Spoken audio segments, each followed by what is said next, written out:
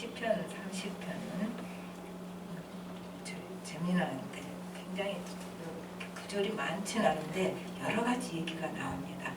그래서 우리가 인생을 사는 동안에 평탄한 길만 있을 수도 없고 또 그렇다고 역경만 있을 수도 없습니다. 그런데 사실 따지고 보면 평탄한 시간이 더 많아요. 그런데 우리는 맨날 역경만 있는 것 같이 느껴지거든요.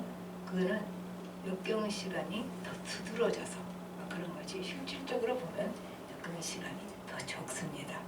그래서 이 시가 그 인생의 기복을 잘 나타내고 있기 때문에 스탠포드 라이트는 이렇게 말합니다. 이 시를 인생살이의 기복이라고 표현을 했어요. 그리고 이 시 제목 보면요, 그 위에 다윗의 시, 곧 성전 낙성가 이렇게 써져 있어요. 그 다윗이 지은 시인데 BC 165년에 그 헬라 강압에 의해서 당시 성전이 이방 신들에게 제사드리는 그런 수욕을 겪게 됐지요. 그때 유다 마카비우스가 이제 그 헬라 세력을 몰아내고 성전 청결을 해서 이제 이날을 기념하여 수전절이라 부르고, 그리고 이 수전절마다 이 시편 30편을 낭독하고 찬양했다고 합니다. 자, 그러면 이제 1절부터 4절까지는 무슨 얘기인가 하면은 역경에서 부르짖을 때 하나님께서 기도 응답을 해주셨다, 그런 얘기예요. 그래서 이제 1절을 한번 보실까요? 여호와여, 내가 주를 높일 것은 주께서 나를 끌어내사 내 원수로 하여금 나로 말미암아 기뻐하지 못하게 하심이니이다. 이게 지금 무슨 말이에요? 주께서 나를 높인다는 말은, 지금 끌어냈다는 말은 굉장히 힘든 상황이죠. 절망의 어둠에 빠져 있음을 우리가 알 수 있어요. 그런데 이때 이제 나를 끌어내사, 이게 이제 끌어내사 이 말이 그 우물에로부터 물을 퍼올 때 이 말을, 이 단어를 쓴답니다. 그러니까 이제 우물에서 물을 퍼 올리는 것 같이 시인을 역경에서 벗어나게 하셨다. 이제 그렇게 되는 거죠. 이제 우물에 빠져 있는 상태 같은 시인을 보고 여기 그 말 나와요. 원수로 하여금 나로 말미암아 기뻐하지 못하게 하십니다. 그 말이 나와요. 그 말은 이제 대적들이 이제 너 끝났어, 이제 너 아무것도 아니야, 이렇게 웃으면서 기뻐하는데 하나님께서 여기서 건져주셨다, 그 말이죠. 그러니까 이제 짓밟던 대적이 낭패했지요. 그래서 더 이상 비웃을 수 없게 됐다, 그 말을 이렇게 표현을 해놨습니다. 그리고 이제 2절은 그 1절을 다시 한번 설명을 합니다. 여호와 내 하나님이여, 내가 주께 부르짖음에 나를 고치셨나이다. 이제 고난 때 우리 어떻게 합니까? 예수 믿는 사람은 조금 다르죠. 이제 하나님께서 지금 상황 다 아시고, 또 내게 일어난 일이 하나님이 나를 사랑하시기 때문에 이것이 꼭 나쁘게만은 아니고, 지금은 내가 나쁘게 보이지만 하나님의 선한 뜻을 이루실 기회가 될 것이다, 그러한 기대를 우리가 가지게 되는 거죠. 근데 이제 그 2절 후반부에는 주께 부르짖을 때 하나님이 고치셨다, 그 말이죠. 그러니까 여기서 고치신 건 뭘 고쳤어요? 내가 상처받은 심령에 되었을 때 그게 눈에 안 보이죠. 사람들 눈에는 안 보이지만 실질적으로 당하는 사람은 피와 진물이 흐르고 있는 거죠. 그래서 여기서 고친 거는 모든 것, 내 삶의 실존에 있어서, 상황에 있어서 모든 것. 그러니까 마음의 병 다 포함되죠. 육신의 병, 또 내 삶의 고장난 부분, 또 이제 내가 내 성품 중에 그 항상 넘어지는 하자 있는 고장난 성품, 그리고 또 물질적으로 어려워서 생활이 힘들어진 생활의 터전, 이걸 다 하나님이 고치셨다, 그런 얘기가 되는 거죠. 그러니까 다윗이 이거 다 말한 건 아니에요. 그러나 우리가 이 시를 읽을 때 자기의 처한 상황을 대입해 볼 수 있죠. 그러니까 그러면 우리 인간의 실존에 있는 모든 상황들을 하나님은 고쳐주신다. 그런 얘기가 되는 거예요. 그리고 이제 3절에서는 무덤 같은 그릇도 무덤이 나와요. 여호와여 주께서 내 영혼을 수월에서 끌어내사 나를 살리사 무덤으로 내려가지 아니하게 하셨나이다. 그러니까 무덤 같은 절망에서 나를 건지셨다. 그 말은 무슨 말이에요? 내가 이렇게 하다는 끝까지 망하고 내 인생이 끝나는 거 아닌가? 그런 상황에 있을 때 하나님께서 그 끝까지 내버려 두시지는 않는다. 그 말이죠. 우리 생각에는 나는 여기서 못 나오지 않을까? 그렇게 두려워할지라도 결국은 하나님께서 우리를 끌어올리신다는 그런 얘기가 됩니다. 그래서 예수 믿는 사람은 이미 복받은 사람입니다. 우리가 어떠한 철저한 절망에서도 우리는 기도할 수 있잖아요.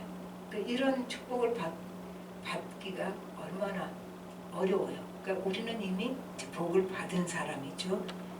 그리고 이제 4절에 보니까 주의 성도들아 여호와를 찬송하며 그의 거룩함을 기억하며 감사하라. 이제 하나님의 은혜를 체험하니까 찬양을 안 할 수가 없는 거예요. 그래서 성도들아 같이 찬양하자 이렇게 한 것은 지금 앞에 거는 다윗의 개인적인 경험이에요. 그런데 그 개인의 경험을 전체적인 일반적인 보편적인 경험으로 승화시킵니다. 그래서 이거는 이제 지금 다윗의 이 상황은 다윗 개인의 상황이 아니고 우리 모두의 상황이고 지금 다윗이 여기 질병이었다고도 말을 하고 그래요. 우리는 정확히 알 수 없어요. 우리가 가지고 있는 그 고통 이것을 이제 하나님께서 다 고치시고 그리고 우리가 찬양과 감사를 하는 것이 되지 않겠는가 그렇게 이거를 다윗이 시바라고만 생각하지 말고 우리 모두의 상황이라고 보면 되지요. 그 다음에 이제 5절에서 그의 노염은 잠깐이요 그의 은총은 평생이로다. 저녁에는 울음이 깃들일지라도 아침에는 기쁨이 오리로다. 노염은 잠깐이라 그러면 하나님은 우리가 회개할 때 사죄의 은총을 베푸신다. 그 죄 용서함을 받을 수 있는 길을 여셨다는 것이 아마 기독교에서 우리가 살아남을 수 있는 가장 큰 은혜지요. 네. 그리고 이제 이 말은 이제 하나님께서는 우리가 철저히 회개하고 그 죄에서 돌이킬 때 용서하시고 잊어버리신다. 근데 우리가 다시 그 죄를 짓기 때문에 문제가 생기는 거죠. 우리가 거기서 그 죄에서 돌이킬 때 그게 회개잖아요. 돌이키는 게 돌이키고 하나님 안으로 들어가고 하나님께 가까이 다가갈 때 하나님은 용서하시고 잊어버리신다. 그렇게 되는 거죠. 그리고 그래서 이제 요거를 루터는 이렇게 설명해요. 사단이 어느 날은 자기를 계속 괴롭히는데 두루마리에다가 자기가 지은 죄를 다 적어갖고 그 펼쳐 보이면서 너 이제 지었지, 너 이제 저런 죄 지었지 그렇게 얘기를 하면서 정죄를 합니다. 그러니까 루터가 그랬어요. 그래, 네 말이 맞다. 나 다 그 죄 지었다. 그러나 그리스도의 십자가의 보혈로 하나님이 다 용서하셨다.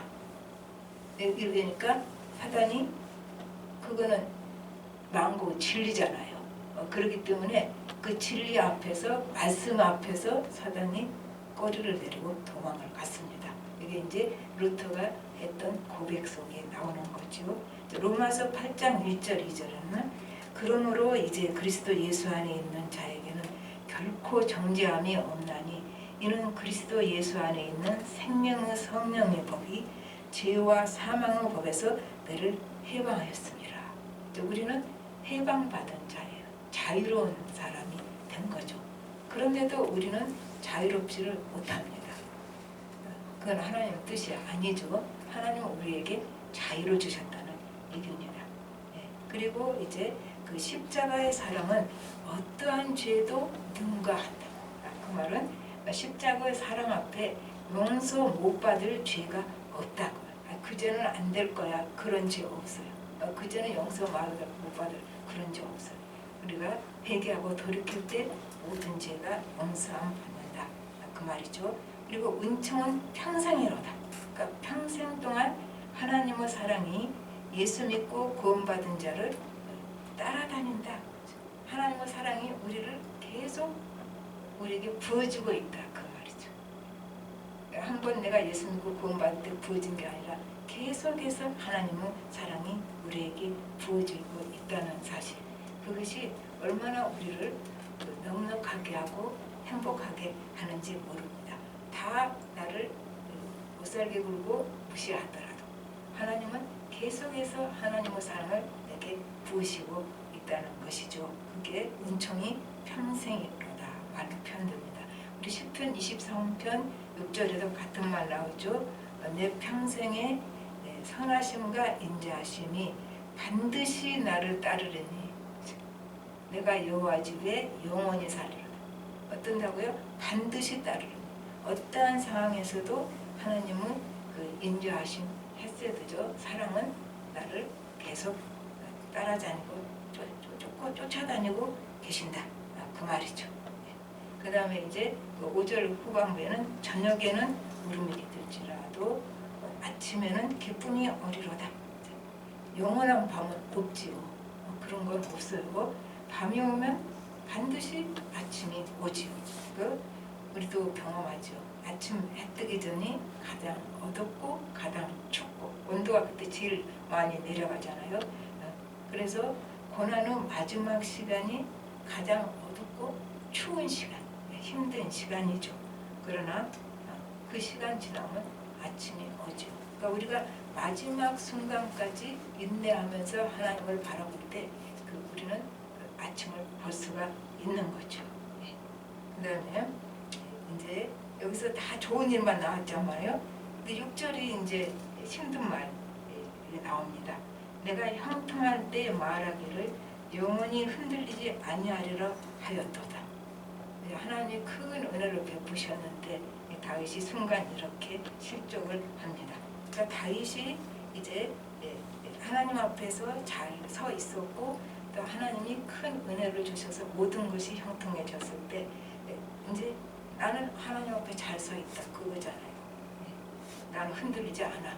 흔들리지 않을 사람 없습니다. 다 흔들립니다. 자만한 거죠. 그리고 나만큼 이제 예수 잘 믿는 사람 없어. 이제 이렇게 우리가 생각하면 이제 큰 일이 나는 거죠. 고린도전서 10장 12절에 선질로 생각하는 자는 넘어질까 조심하라. 이 말씀이 나오죠. 그리고 이제 그 7절이 어떻게 다윗이 자만심 때문에 받았던 고통이 그 7절 사이에 이제 끼어 있어요. 다윗이 이렇게 나는 이제 형통하리다 그렇게 흔들리지 않는다 했던 다윗이 사실은 그 이제 자만심 때문에 고난을 당하는 상태가 나오죠.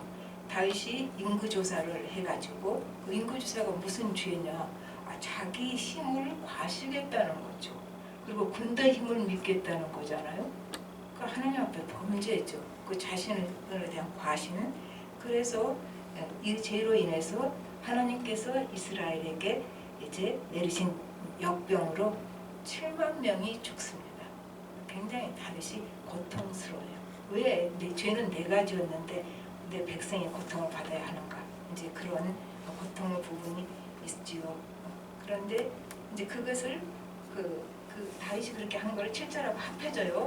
7절에서 여호와여 주의 은혜로 나를 산같이 굳게 세우셨더니 주의 얼굴을 가리심에 내가 근심하였나이다. 굳게 세웠는데 왜 주의 얼굴을 가리실까요? 그 사이에 이제 이 죄가 들어가는 거예요. 하나님이 나를 산같이 세워줬다.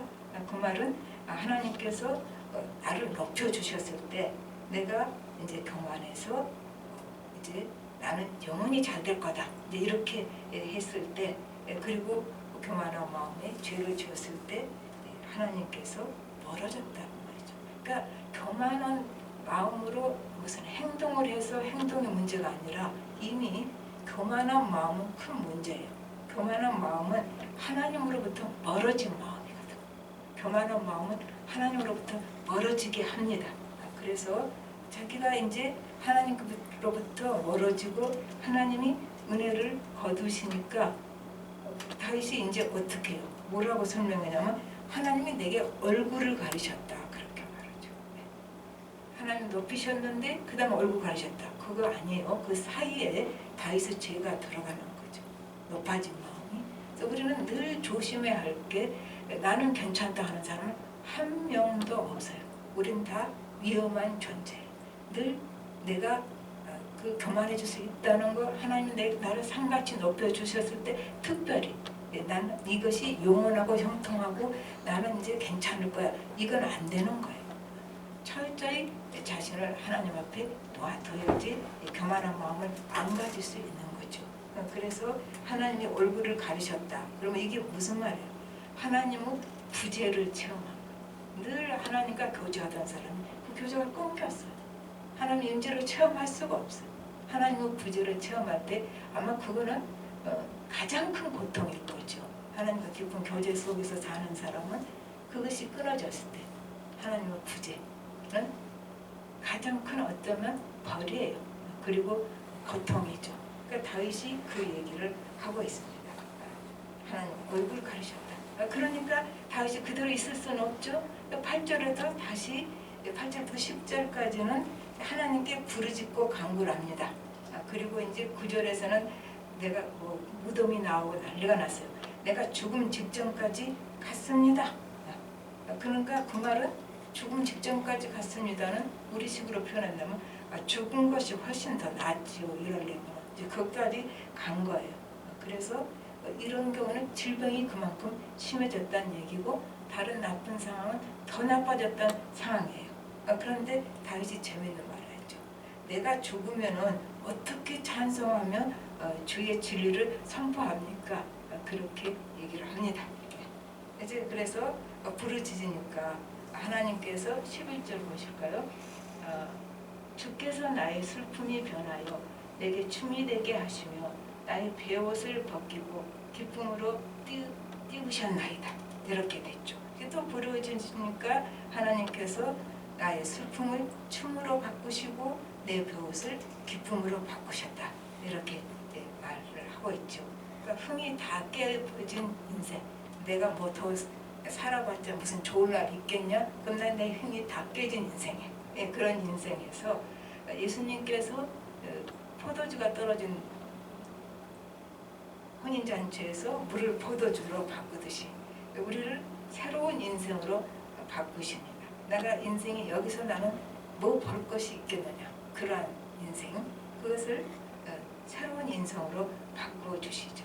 그래서 새로운 인생으로 바꾸셨다는 말은 내 존재를 변화시키고 이제 하나님의 영광을 드러내는 그러한 이제 존재로 살아가게 하셨다. 완전히 내가 바뀌어진 거예요. 존재가 뭐 조금 좋아진 게 아니라 예수를 뜨겁게 만난다는 건 이런 거죠. 무엇이 조금 좋아진 게 아니고 내 존재가 바뀌어서 이제는 삶의 목표가 하나님을 드러내는 것, 하나님의 영광을 드러내는 것, 그렇게 바뀌어서 살아가게 됐다는 얘기가 됩니다.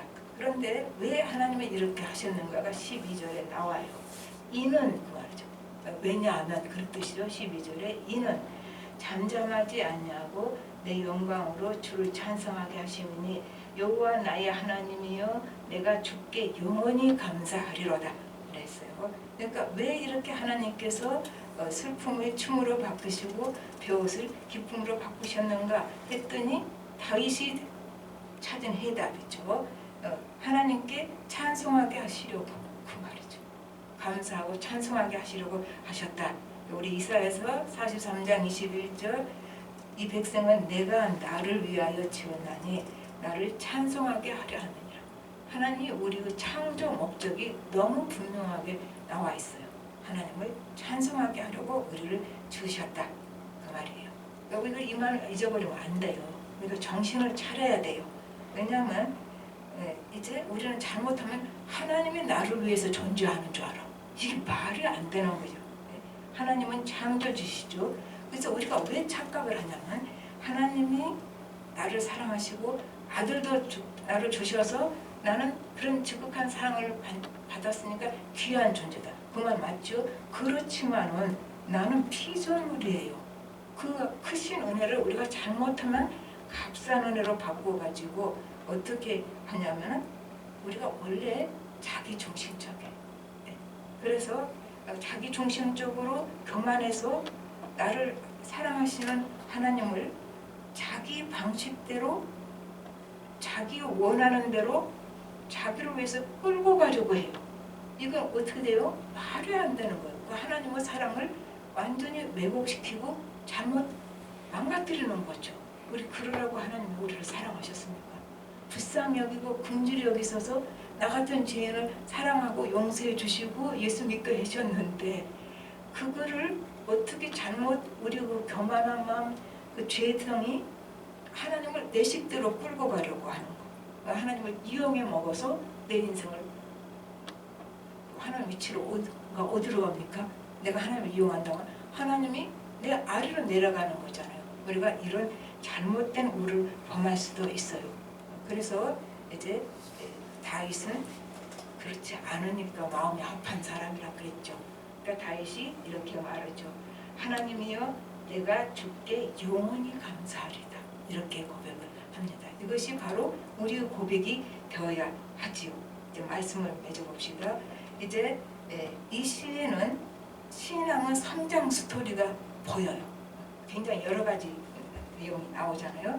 그래서 어떤 그 한계 상황에 빠져있던 짓눌려 있던 시인이 하나님의 은혜로 거기에서 벗어나고 그리고 우리가 여기서 굉장히 마지막에 보면 그 자유로운 영혼을 만날 수 있습니다. 그러니까 자유로운 인격으로 변화되어서 하나님 앞에 찬양하며 감사하며 서 있어요. 그러니까 이게 굉장히 아름다운 모습이잖아요. 그래서 내게 주어진 어려운 현실은 내가 이렇게 될 기회가 되는 거죠. 내가 도약할 기회. 이제 그래서 하나님 앞에 내가 변화되어서 두 팔을 활짝 벌리고 자유로운 모습으로 서 있는 다윗과 같은 모습이 될 수 있고 그러나 조심할 게 뭐라고요? 이제 하나님의 그 지극한 은혜에다가 그 은혜에 대해서 겸손한 마음 정말 낮고 겸손한 그 말할 수 없는 그 은혜에 대한 감격과 감동을 가지고 있어야 되는 거죠. 네, 그렇게 해서 이번 이제 성탄은 우리가 이 마음으로 자유로운 마음으로 그러나 하나님의 은혜에 대한 정말 겸손한 마음으로 이제 예수님을 다시 더 뜨겁게 가까이서 맞이할 수 있는 그런 성탄이 됐으면 좋겠습니다. 우리 다 같이 기도하겠습니다. 하나님 아버지 주님 은혜를 감사를 드립니다. 하나님께서 우리를 사랑하시고 아들을 보내셔서 우리 죄를 용서하시고 우리를 구원해 주셨습니다. 그런데 우리가 잘못 생각하면 내 마음대로 하나님을 끌고 가려고 합니다. 아버지는 우리의 이 교만한 죄성, 욕심을 십자가에 버리는 능력으로 용서하여 주시고 우리가 참으로 하나님이 창조주신 우리는 피조물인 것 하나님 우리를 창조하신 목적이 무엇인가를 잊어버리지 않게 하여 주시고 우리가 은혜 받은 그 은혜에 감격해서 주님의 사랑에 감격해서 낮은 마음, 겸손한 마음으로 또 하나님 내게 주신 그 자유로운 모습으로 주님을 잘 뜨겁게 가까이 맞이할 수 있는 성탄 되게 하여 주시옵소서. 모든 말씀 예수님으로 기도합니다.